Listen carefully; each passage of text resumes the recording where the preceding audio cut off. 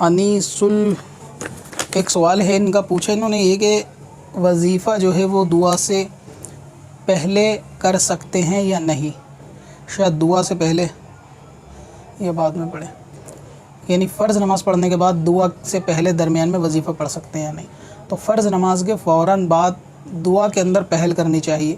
تو اگر کوئی ایسا چھوٹا سا ذکر وظیفہ کہ جو ڈیلی روٹین کا ہوتا ہے فرض نماز کے بعد، تو سلام پھیرنے کے بعد اس کو پڑھ سکتے ہیں، جیسے سر پہ ہاتھ رکھ کے 11 مرتبہ یا قبیو، یا کوئی 33 مرتبہ، یا کوئی ایک تسبیح سودانے کی پڑھنا چاہے تو نماز، فرض نماز اور دعا کے درمیان اتنا کوئی وظیفہ کرنا چاہے تو ٹھیک۔ لیکن اگر کچھ زیادہ بڑے بڑے وظیفے ہیں کہ جس کو لے کے 5-10 منٹ لگیں گے یا اور کوئی مسئلہ ہے، تو بہتر یہ ہے کہ پہلے دعا مانگ لی جائے فرض نماز کے بعد، اور دعا کے بعد پھر وظیفہ شروع کرنا چاہیے۔ باقی یہ عام صورت میں بھی ہے کہ فرض نماز سے فارغ ہو کر پہلے دعا ہی مانگے، دعا کے بعد پھر جو ہے وہ وظیفہ شروع کرے، یہ بہتر ہے۔